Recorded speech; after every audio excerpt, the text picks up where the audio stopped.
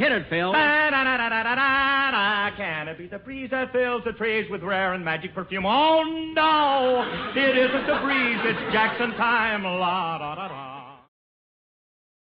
Well, hello again. This is Buck Benny speaking. I am joined by my esteemed colleagues to talk about Jack and George Raft, who's his guest this week. And we have my friend John Henderson here. Hey, John. Oh. We have Kathy Fuller-Seeley. And we have Zach Eastman.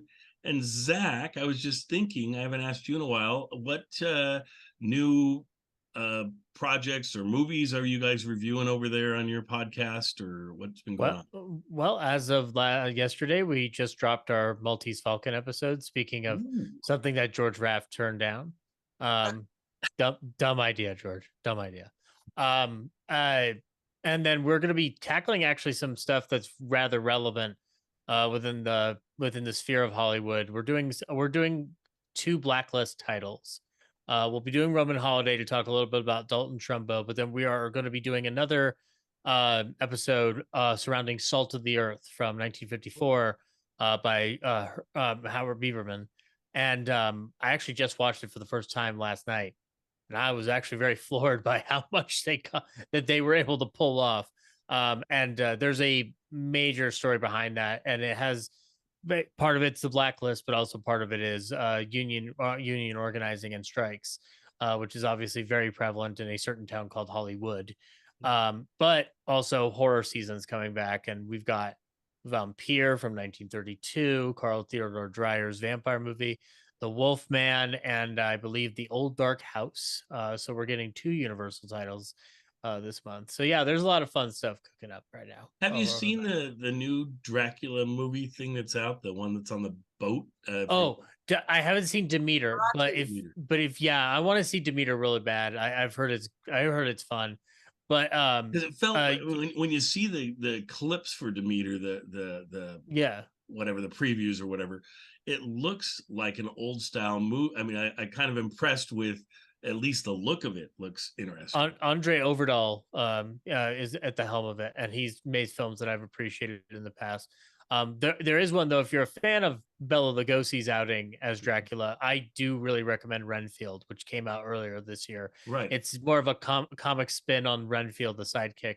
And Nicolas Cage is the closest I've seen to somebody honing in on Bela Lugosi's Dracula without trying to do an outright Lugosi imitation. Like he genuinely got the assignment and understood it correctly, and it has some nice Easter eggs for fans of Golden Age Hollywood at the beginning and whatnot. So, so yeah, I would definitely I would seek that out if you're a Dracula fan and whatnot. Well, what are the odds we have two Dracula movies to talk about? They're both very recent, so that's pretty cool. Yeah, I'm happy that we get more Dracula, the better, Yeah, because but I mean, we're getting The Exorcist in October. Like all the great monsters are making a comeback. It's gonna be fun. It'll be interesting. But yeah, no.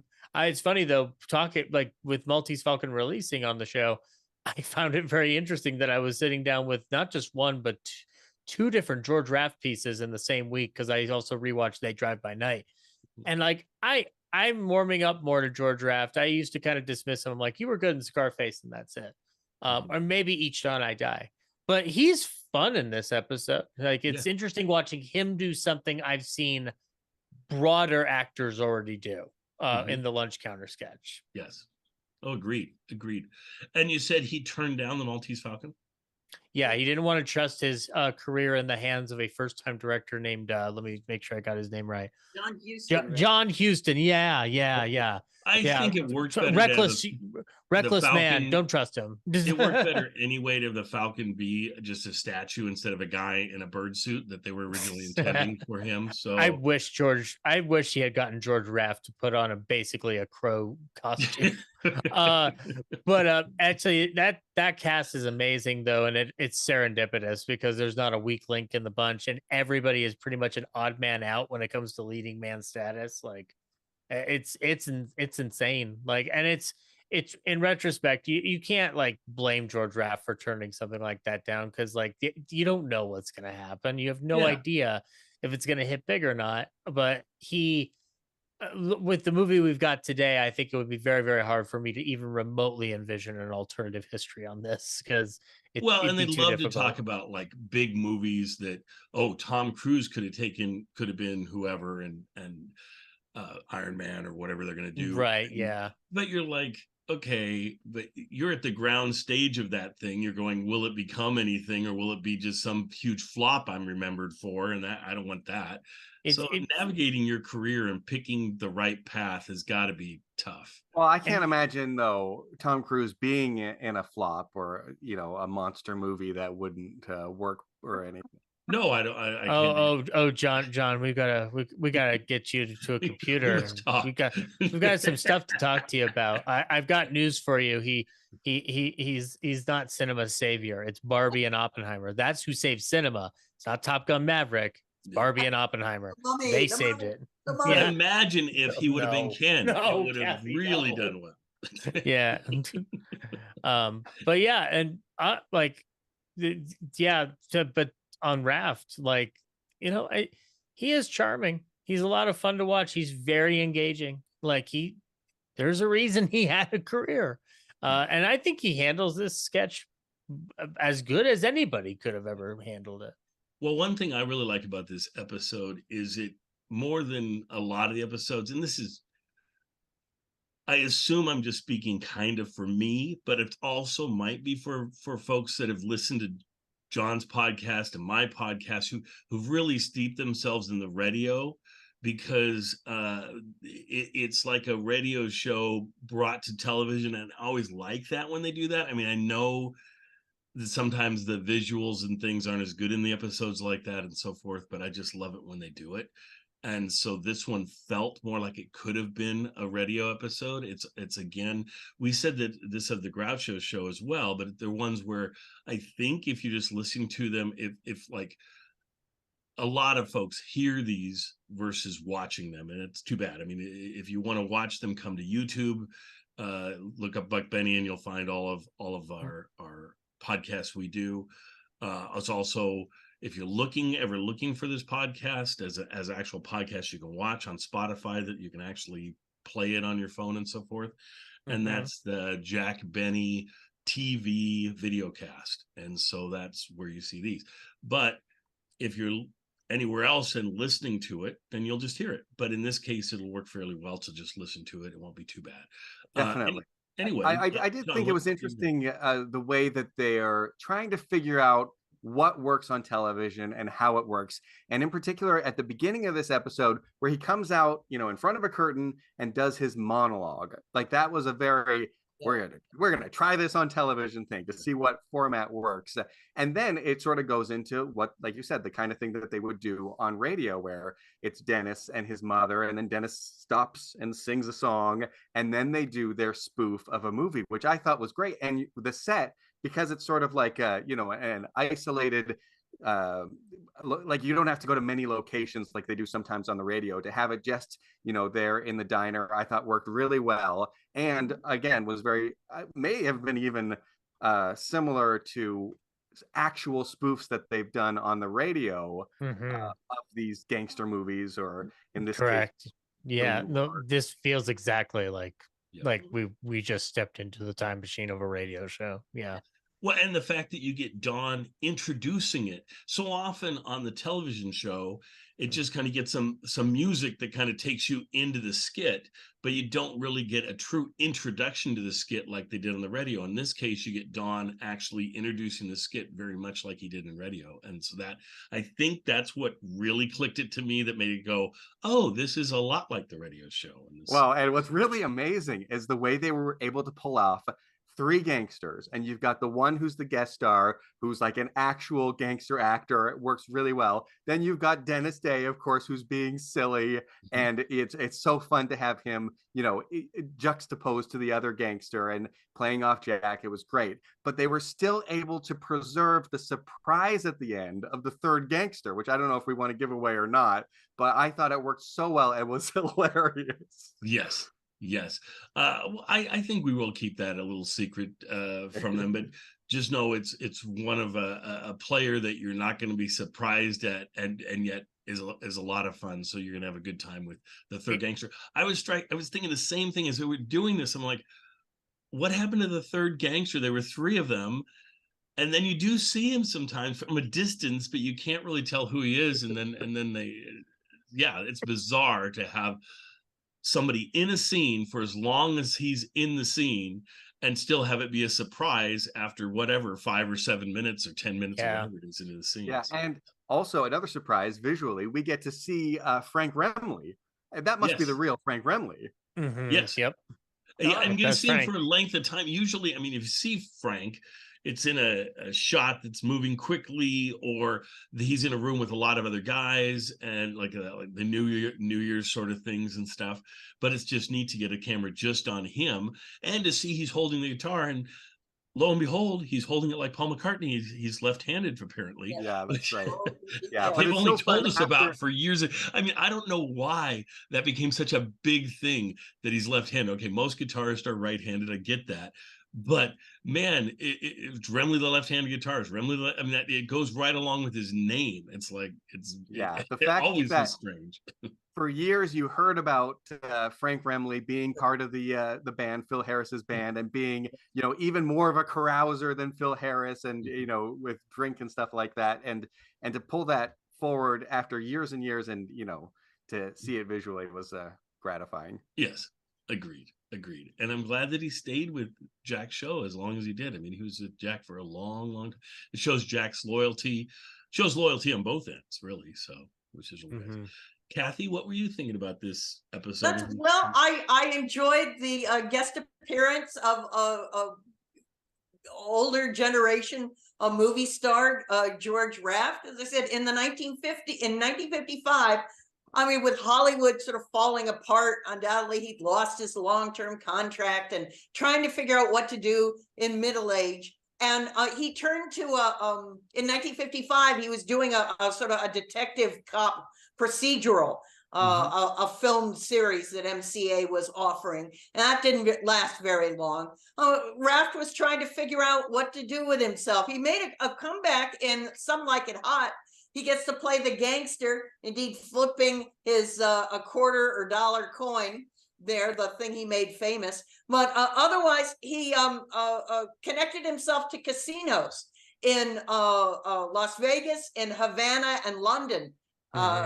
So good they for really him. In 1960s they should have had him be Two-Face with his coin on the Batman series. That's a good idea, and I'm a fan of the William Shatner Two-Face idea. So that's a good substitute if they had never gotten Bill. Yeah, I was impressed that Jack plays this skit seriously.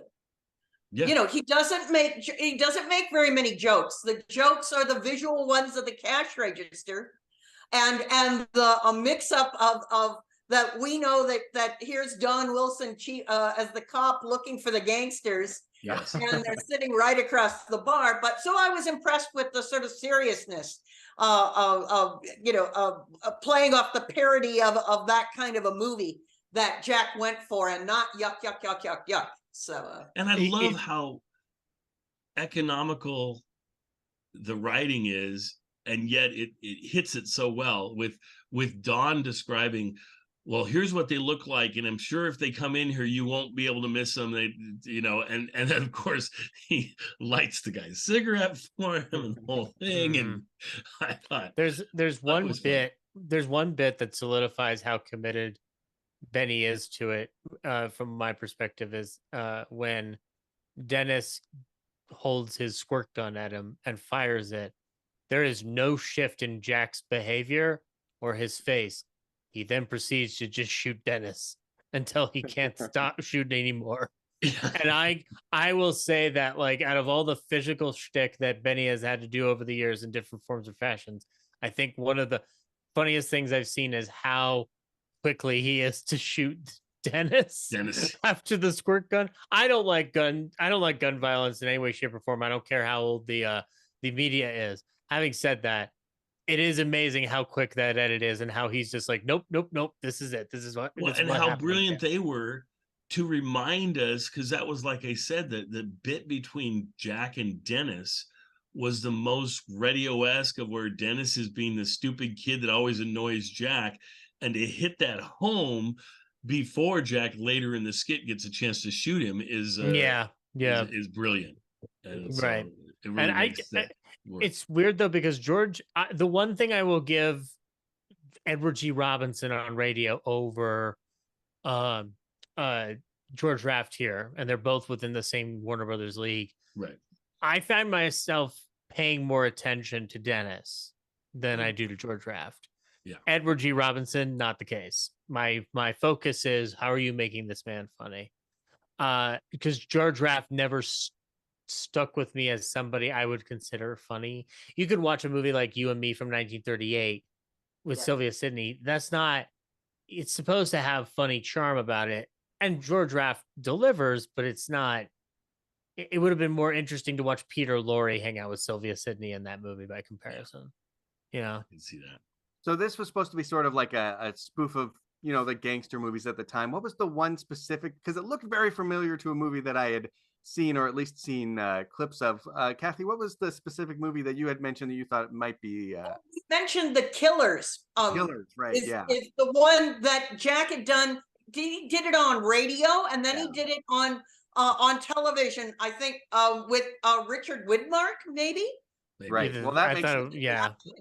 I'm pretty sure I was looking into The Killers, the radio show, and so I was watching, you know, what it was like, and that definitely connected to this one for me. And in this episode, they also make a reference to the title of one of my favorite movies of all time, Dial M for Murder. A great movie. Love it. Yep. I've never seen it in 3D, but that's okay. I have, and you need to get a 3D TV if you can. Okay. It does look really good in 3D. Yeah, and I wanted to mention a couple of the other references that people might not get. The Jim Clinton suit. That was the main one where I was like, I don't know what this is. So right before we went on here, we sort of tried to look it up a little bit, and it seems like it was a particular suit maker which sort of had that gangster style. Would you say that's probably right? Yeah, and probably advertised on the radio or television, perhaps just on the West Coast. So indeed, folks in the East might not have known, you know, any more than Earl Scheib selling cars or whatever. So yeah, exactly. Well, okay. and last thing I want to mention is not really a reference, but I wanted to mention it because, you know, I watch some old shows with my kids, and we even have a DVD that includes commercials that would have been from around the time, and it's fun to see how they've got these like cartoon characters that are for like the breakfast cereals and things like that. And I just thought it was such an adorable tobacco leaf cartoon in this episode. What about the first commercial? I think it's on this episode. It's one of the two. Maybe it's this. I'm not sure which one it is out of the two we've watched. But they had the woman was in such a sheer shirt that it was almost like she wasn't wearing a shirt, and she had this. I was going, man, that seems ultra risque for the time. Well, I think the perils of live TV. I'm sure they didn't think about that ahead of time. How it was photographed. I'm wondering is maybe it's part to do with the copy that we have, because our copy is a little darker and higher contrast. Maybe, you know, in the actual broadcast one, maybe it was a little lighter and less noticeable. I don't know. I thought the same thing. I thought that's very strange. Yeah. No, but I just thought it was hilarious that they were using the cartoons as though they were trying to sell tobacco to children. Yes. When I guess that was just the style of advertising at the time. I don't know. It was or they were trying to sell tobacco to children. Well, there you go. we'll probably cigarettes. Come on, man. We'll probably we'll never know, because these are mostly off of Kinescope. Like any clarity we would have had is probably long gone at this point. And like what you're looking at is very much a dupe negative times maybe 5. Yeah. I do wonder if the actress, though, after filming it, was like home watching it and was like, "Oh my goodness." Well, it was live TV. She never would have known. Funny thing is, this is Dorothy Collins, and they always had her in white blouses with little peach pant collar or something. You know, I mean, so. But it didn't tie into the whole. I mean, her look otherwise is like this conservative sort of look, even the cutesy, like you say, tide piece, and all of a sudden her shirt is just totally see-through, and you're like, okay, this is really strange. But yeah, so that's one of the things I love about the Jack Benny shows is sometimes you get the commercials, and that's really, really cool. Yeah. Now I was gonna mention one thing that, just to see if anybody remembers this, but of course Jack's skits, especially early on, were often like on the radio show, called such and such murder case, or then they'd have like two gunshots and then a two screams would be the other kind of name for the show. And was it the Orson one where Orson came on and called it Bang Bang Scream Scream? One of the somewhere on Jack's radio shows, somebody called the actual name of a skit, like, whatever, the murder thing, and then they said, or Bang Bang Scream Scream, and they, just to hear the person say it that way, I just thought it was so funny, because you had always heard the actual sound effects to do it, but not as somebody actually verbalized it. But am I right that it was Orson, or do we remember, anybody else remember that? I don't remember. It could have been a dream I had and maybe doesn't exist. But anyway, it might have been the it was a Orson funny episode. dream. But it's an interesting tangent to think about film noir's roots on the radio. Yeah. That I was thinking of this episode as a kind of mid-period film noir, trying to make it dark, Yes. So. And they did that on radio so often and so well. So many different radio shows that were very mysterious and so forth. I mean, of course, you have your Shadows, but you've got other just detective shows, Nero Wolf and all that kind of thing, too. But this is where I missed Mary Livingston and Mitzi LaRue, the cigarette girl who actually did the killing. And, Oh, yes, definitely. Do we know the origin of sort of that idea or the format of saying title or alternate title or joke title? Because they do like that. Morrow and Boulogne having fun.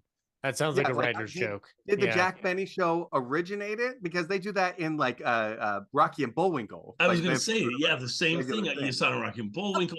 You see it in comedy shows throughout. And it also goes or at back least I've to, never heard it as Jack. So maybe Jack did. Well, it also goes back to 10-20 melodrama of the old Iron Horse kind of melodramas of the 19th century.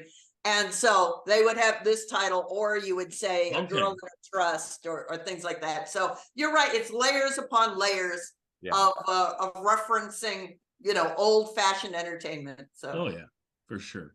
Well, and what's great is lately enough people are watching our video and things that leave comments in the comment section that I wouldn't be surprised if somebody knows where that whole thing started and can actually tell us. So please tell us if you can in the note section. And sometimes I almost feel like I should come on the next episode with us and make corrections from the previous episode, because people point things out, but at least they're nice about it, which is great. So anyway, and just a little shout out for these videos pretty much appear now on YouTube.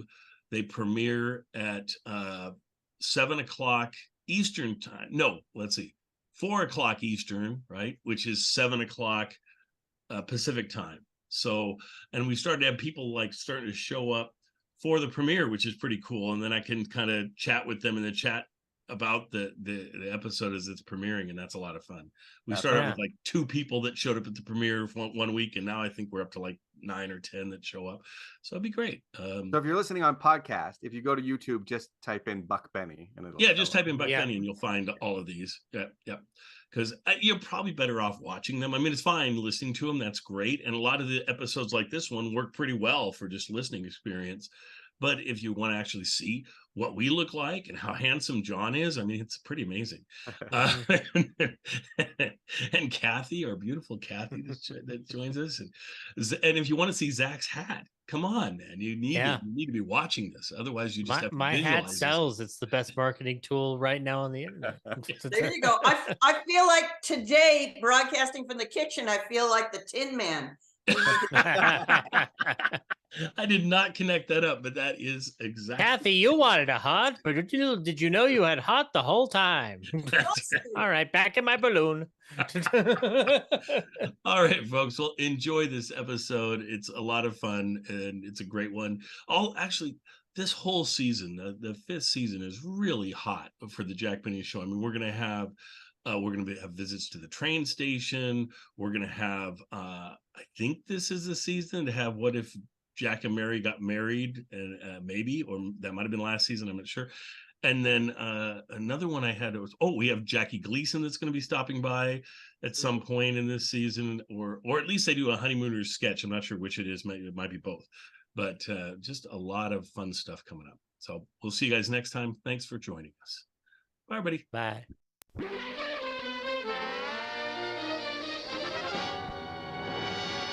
From Television City in Hollywood, the Jack Benny program with his special guests George Raft and Dennis Day, presented by Lucky Strike.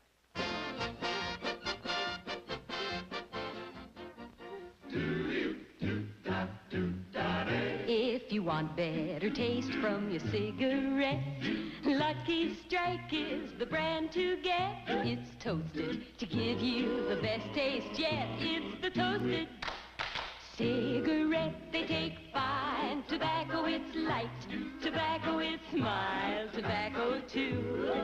And it's toasted, yes, it's toasted, because the toasting brings the flavor right through. So to get better taste from your cigarette, Lucky Strike is the brand to get. It's toasted to give you the best taste yet. It's the toasted cigarette.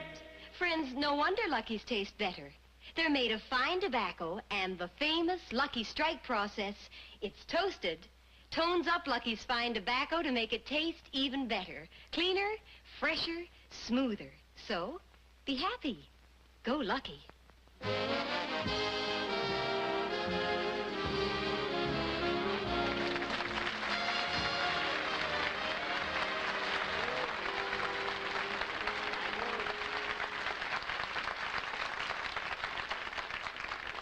Thank you very, very much, ladies and gentlemen, and welcome to the Lucky Strike program.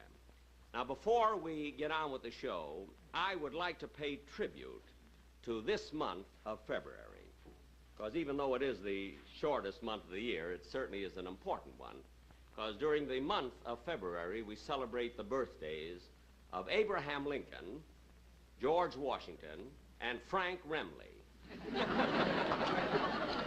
Now, Mr. Remley happens to be our imbibing left-handed guitar player who is sitting right over there, and today is his birthday.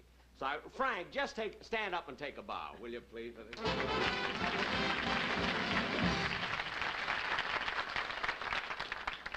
They had to play that fast because Remley can't stand up too long. I know that some of you must be wondering why I would mention Remley, the name of Remley, in the same breath with these two great Americans like Abraham Lincoln and George Washington. But the reason I did that is because, you see, Remley's ancestors go back to the Revolutionary War. As a matter of fact, it was his great-great-grandfather who helped frame the Constitution of the United States. He was the one that put in that phrase, the pursuit of happiness. Remley not only pursues it, most of the time he's ahead of it.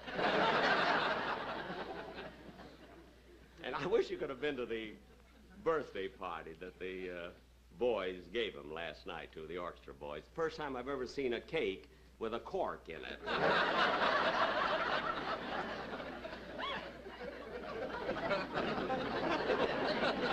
All of the candles were lying down.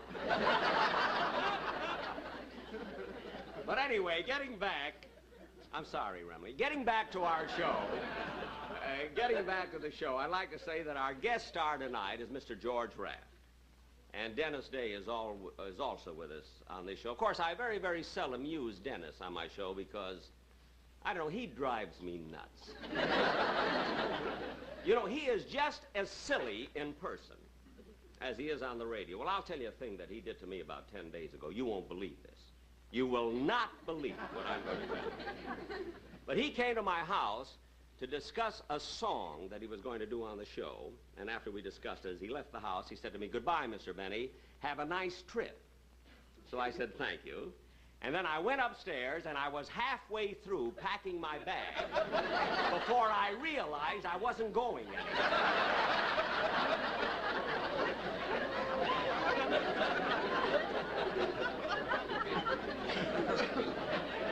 Anyway, to get back to the show, we're going to do a very melodramatic play, you see, and I'm going to have the star part, being this is my show, you see.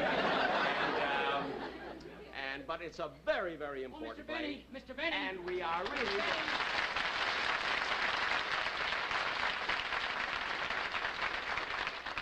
Dennis, you're not supposed to make your entrance later. What are you doing out here now? Well, I just wanted to tell you I don't want to be on your TV show tonight.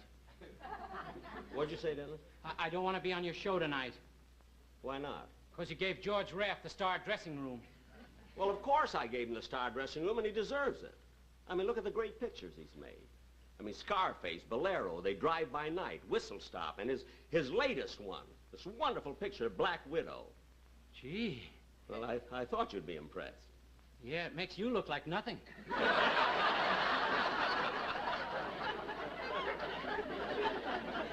Dennis, I'm only trying to show you what a big star he is. After this last picture he made, every studio in town wants George Raft. I mean, 20th Century Fox offered him $100,000 a picture. Paramount offered him $125,000. Warner Brothers, $175,000. Oh, stop aggravating yourself. I'm not aggravating myself. Now, look, Dennis. We've got a play to do. Now, go back to your dressing room and get ready. Get dressed for the play, and I want to finish my monologue. Not me, brother. My mother came to the studio with me, and she told me to hold out for the star dressing room. Your mother. Thinks she's smart because she helped build the freeway. Your mother. She was voted Miss Bulldozer of 1955. Look, Dennis. She won it in 1954, too. Dennis. If she wins it once more, she gets to keep the bulldozer. Dennis, I don't care what she was voted. You understand? I don't care at all. George Raft gets the star dressing room, and that settles it. What happened out there? Well, Dennis, you can have the star dressing room.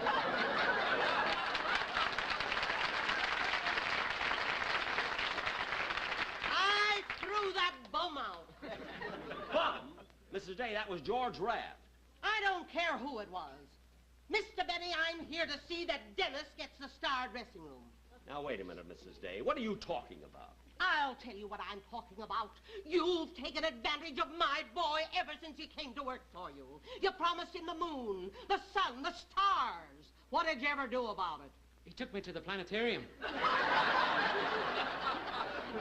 Look, Mrs. Day, we have a play to do, so if you have any complaints to make it after the show. Well, all right.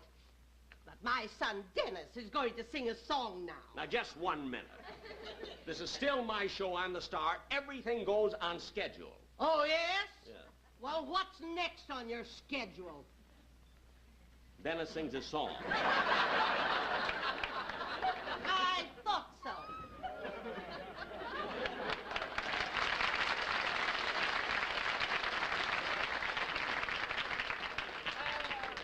Well, don't stand there. Sing. Boy, what a grouch.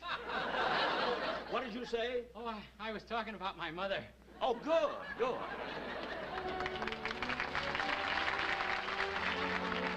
show, Plain and Fancy. Here's the very lovely ballad, Young and Foolish.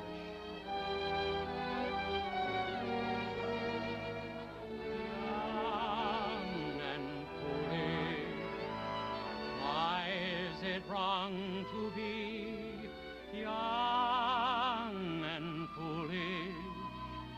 We haven't long to be. Soon enough, the carefree days, the sunlit days go by. Soon enough, the bluebird has to fly.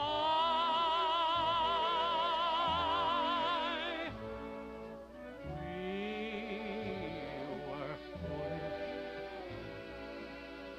One day we fell in love. Now we wonder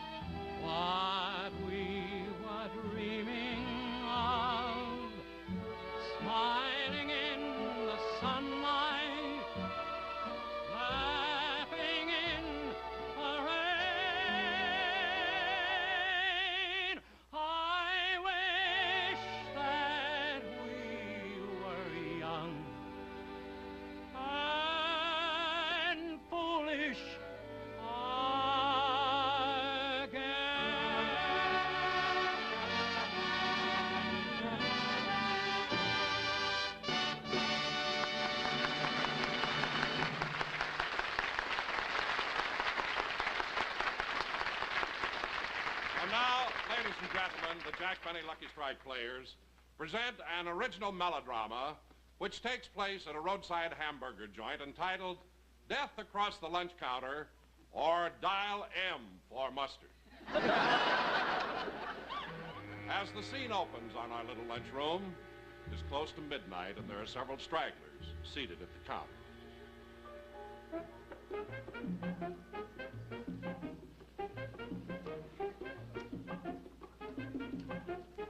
Although my story is an unusual one, it all took place in a typical American town.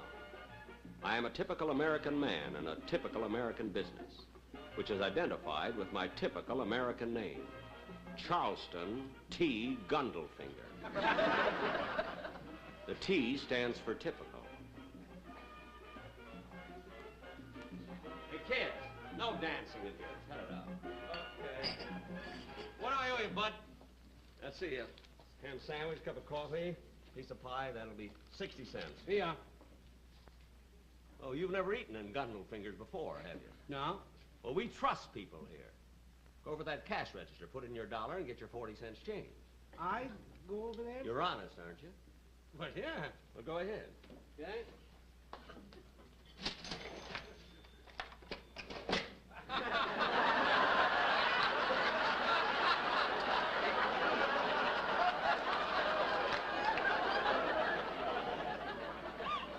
I should have told you. You not only have to be honest, you got to be fast.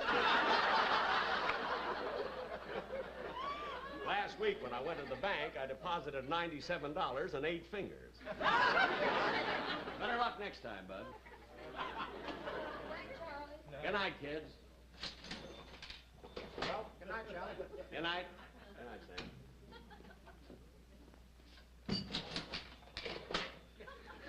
Suddenly, I found myself alone.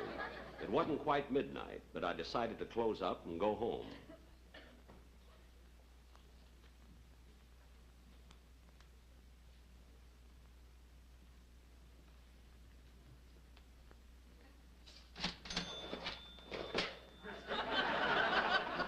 It's only me.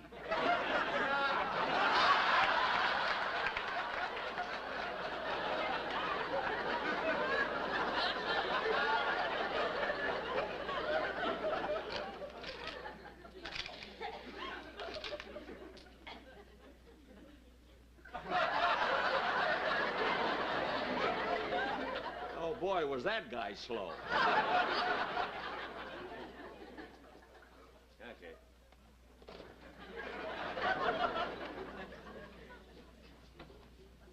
Cup of coffee, Charlie. Well, we're closing up, but all right. Well, hello, Charlie. Hi, chubby. We're closing up, you know. All I want's a cup of coffee. Okay. It was exactly the same kind of a night 2 weeks ago when the warehouse was robbed and the watchman was shot. The murderers were still at large. But now I had a feeling of security. For here in my lunchroom was the chief of police, Chubby Wilson.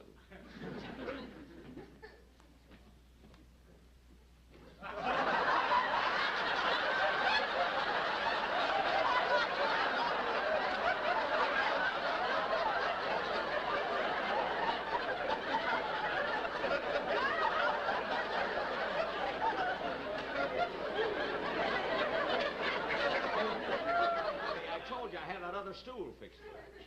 Oh, yes, I forgot.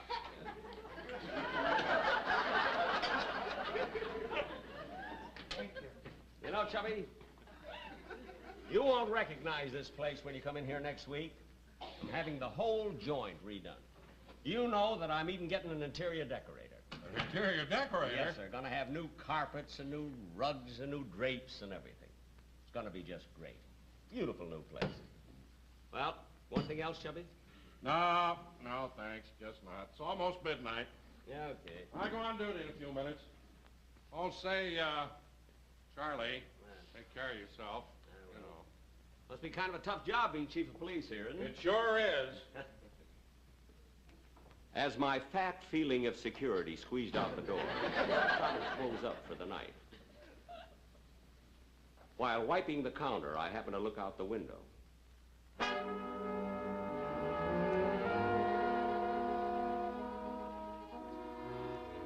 I noticed three tough-looking characters across the street. I had never seen them before. They stepped off the curb and were coming this way.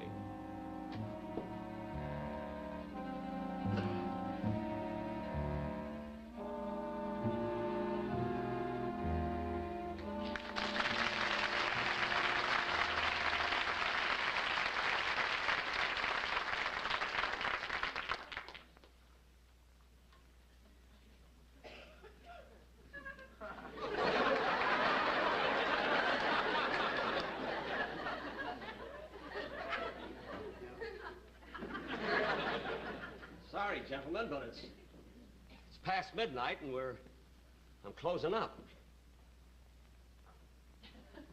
Gentlemen, I said it's past midnight and I'm closing up. What did you giggle for, Blue Eyes? Nobody said anything funny. Look, fellas, it's getting kind of late. If you want to order something, want to eat, go ahead. Did you hear that, Slugger? Blue Eyes is in a hurry. Do you think we ought to slow him down? Yeah, down. Look, fellas, I don't want any trouble. Now, what'll you have? We got some nice corned beef hash and some ham and eggs, maybe a nice mixed green salad. What did you slap me for? I don't like salad.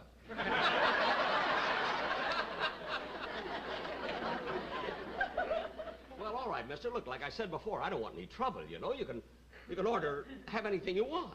That's better. Slugger, sit down. Yeah, down. Now, what'll you have, gentlemen? What are you so nervous about? He thought he would antagonize me by blowing smoke in my face, but I liked it. He was smoking a Lucky Strike. You know, mister, if you want better taste from your cigarette, Lucky Strike is the brand to get. It's toasted to give you the best taste yet. It's the toasted cigarette. Look, fellas, I don't mean any harm. Now, come on, will you please? Look, I'm a nice guy. What did you slap me for? I just remembered, I don't like salad either. Well, all right, just order something, will you? All right. I'll have a sardine sandwich. Yes, sir.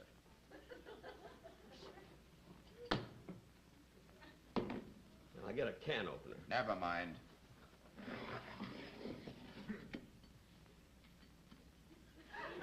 You're not going to eat it that way, are you? Huh? Oh. I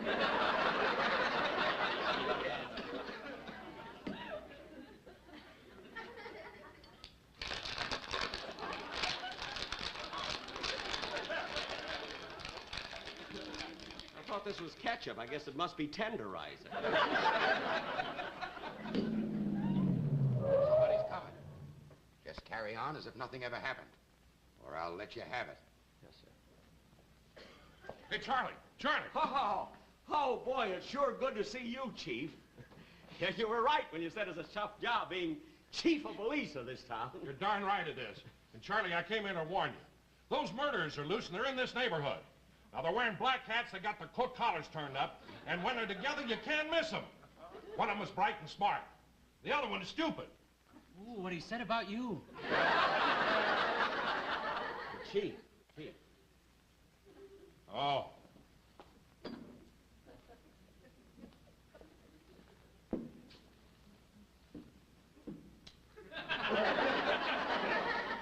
See any suspicious-looking characters around, let me know. Oh, I will. Now, look, fellas, will you do me a favor? I don't want any trouble here. Why don't you just order something and get out? I mean, eat and get out, will you, fellas? What's your hurry?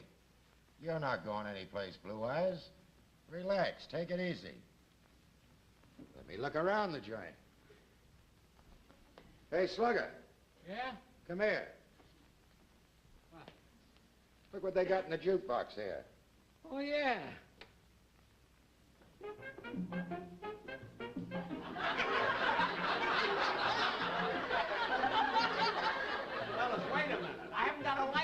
entertainment. Look, fellas, wait a minute, will you? Hey, fellas, wait a minute. Boys, wait a minute. Wait a minute. Wait a minute! Now, look, you guys aren't fooling me. You didn't want anything to eat. You're a couple of gangsters. You came in here to hold me up. Did you hear that, Slugger? Blue Eyes thinks we're here to hold him up. Yeah, up. Well, you're not going to get away with it. I'm going to call the police. Go ahead, call the police. I would, but I don't remember the number. You forgot, hey? Yeah. Well, I'll get a number for you without even moving. Watch.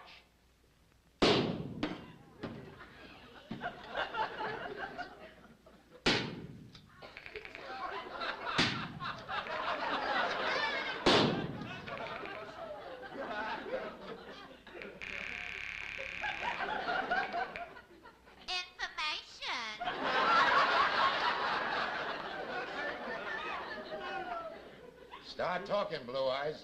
And talk fast, I'm bleeding.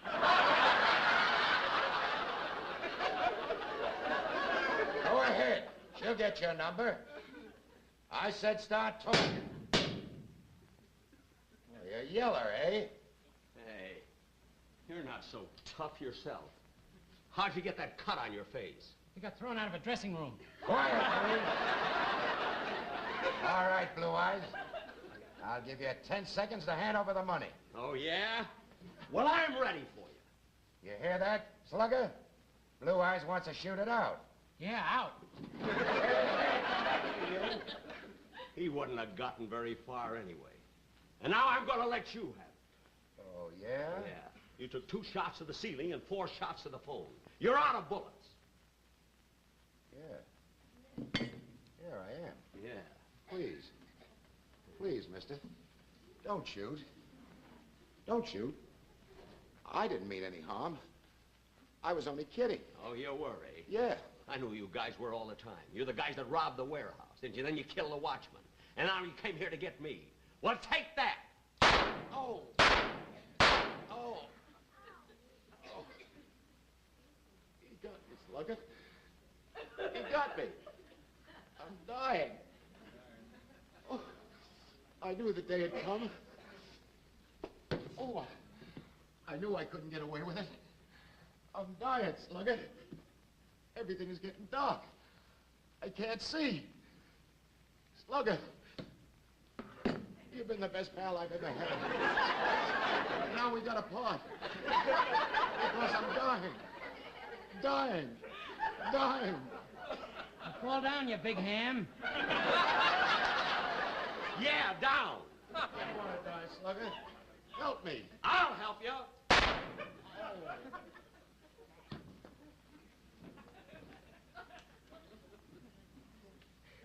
And now I'm going to get you. And I don't need this gun. I'm going to do it with my bare hand. Oh, yeah? You take one step closer and I'll let you have it right between the eyes. Oh, you will, eh? Yeah.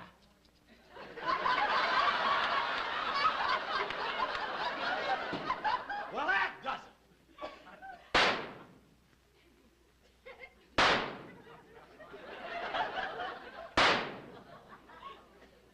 He must be wearing a Jim Clinton suit.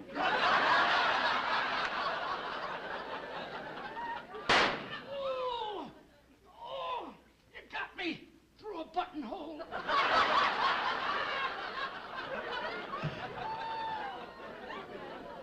Now I'm going to get you like I got those other 2 guys. Me? Yes, you. Yeah, I got news for you. I'm not with them. I'm your interior decorator. Oh, yes, I hired you last week, didn't I? Yes, certainly. Now, we'll put the balance right over here. That's right. And then we'll put the drapes over Yes, there. yes. And then we'll redo the carpets, and we'll tie the whole thing in to match the blood on the floor. Oh, that'll be wonderful.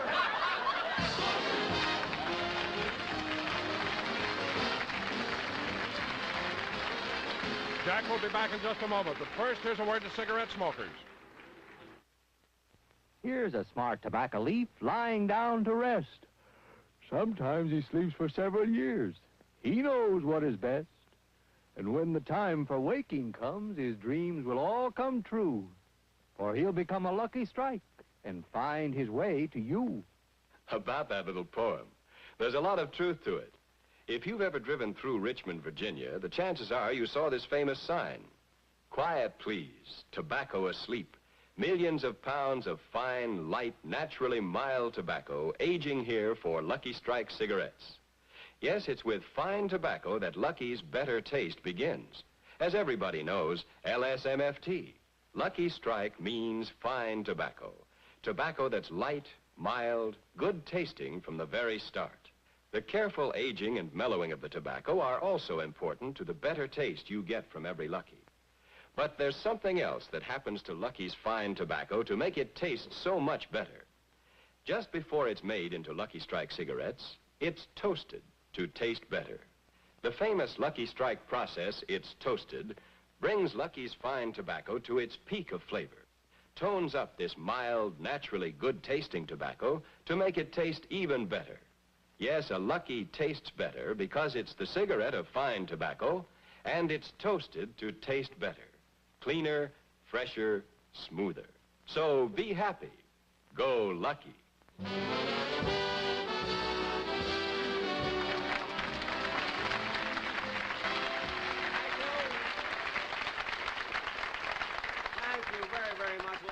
You were such a nice audience, and I do hope you enjoyed the show.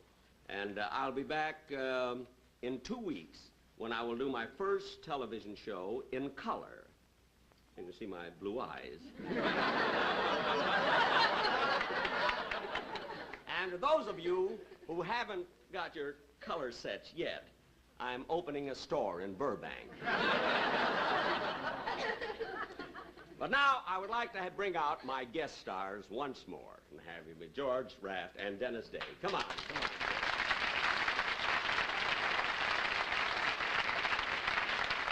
Georgie, George, it was really, really a great pleasure working with you. You were wonderful. I'm not working for you, with you. You're working for me. Thanks, Jack. I enjoyed it. You won't know it at the end of the week, but you did enjoy it, huh? Yes. But you know, George, what I couldn't understand, you know, in all of your pictures, I mean, in your different television shows, you always do that thing that you used to do in Scarface, you know, where you toss the $50 in the air all the time. Why is it you didn't do it in this show? Well, Jack, I tried it 3 times at rehearsals, but you always grabbed it. Oh, yes. Yeah, I forgot.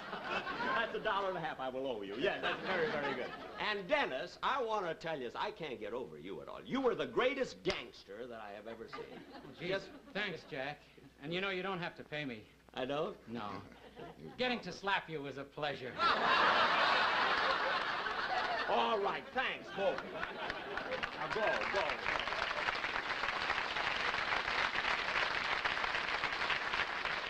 Ladies and gentlemen, be sure to watch Ann Southern next Sunday, and then I'll be back in 2 weeks, which is March 6th, as I mentioned before, with my color show. And by the way, just a reminder that this is National Brotherhood Week. And I think it might be a kind of a nice idea if all of us sort of practiced it, not only this week, but every week in the year. Thank you very much.